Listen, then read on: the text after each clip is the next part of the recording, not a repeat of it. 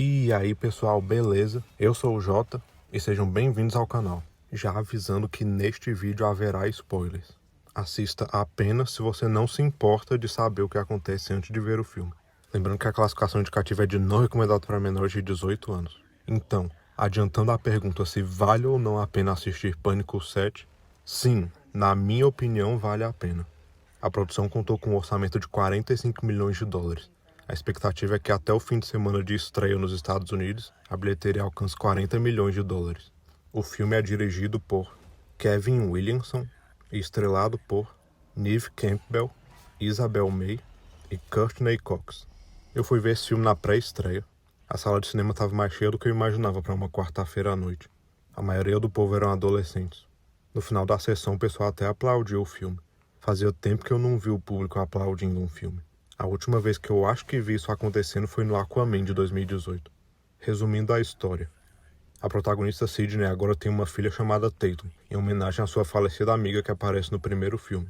Agora ela mora na cidade de Pine Grove, ao invés de Woodsboro. Trabalhando numa cafeteria, ela é casada com um policial e se incomoda com o namorado da filha ficar entrando na casa pela janela do quarto da Tatum. A Tatum fica chateada por a Sidney nunca expor tanto o passado dela. As coisas passam a sair do controle quando a Sidney recebe uma ligação do Stu fazendo ameaças. Então todo mundo fica na dúvida se o Stu realmente ainda está vivo durante esses 30 anos que se passaram. Um dos Ghostfaces já morre e é descoberto bem cedo depois de ter feito ataques na escola e na residência dos Prescott. Era um cara chamado Carl que a Sidney havia atendido mais cedo na cafeteria. Aí reaparecem personagens dos filmes anteriores, como a Gale, a Mindy e o Chad.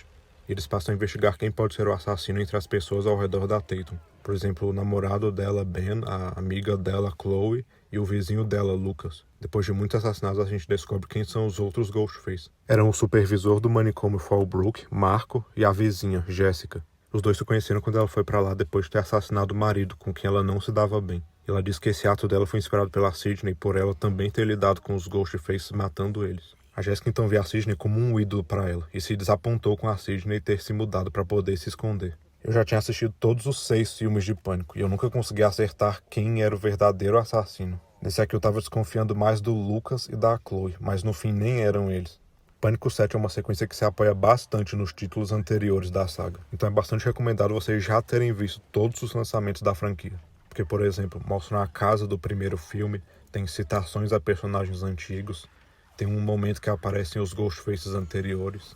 Mas acho que ainda dá pra curtir esse longa-metragem mesmo sem ter visto os outros. Existem alguns jumpscares durante o filme, mas nada que espante tanto assim a ponto de te fazer pular da cadeira ou acelerar o coração. O que mais me chamou a atenção foi a coreografia das lutas. Todas elas estavam muito críveis e envolventes. Tiveram cenas bem impactantes e marcantes. Tipo a cena que o Lucas morre com o aparelho da mesa de bar cravado na cabeça dele e aí fica derramando cerveja pela boca dele. Ou na cena da morte da Hannah, que o corpo dela fica pendurado no palco do teatro, com as tripas para fora, com uma luz bem forte apontando para ela. Ou até na cena final, que a Jessica leva vários tiros na cabeça e atrás dela tem umas lonas transparentes, que ficam cobertas com a cor do sangue. Eu achei esse Pânico mais pesado que já fizeram até hoje. A violência tá ainda mais brutal. Enfim, eu daria para esse filme uma nota de 8,7. Se vocês gostaram do vídeo, deixem o like, comentem o que acharam do filme também, compartilhem com quem curte a franquia Pânico, e é isso aí, até mais.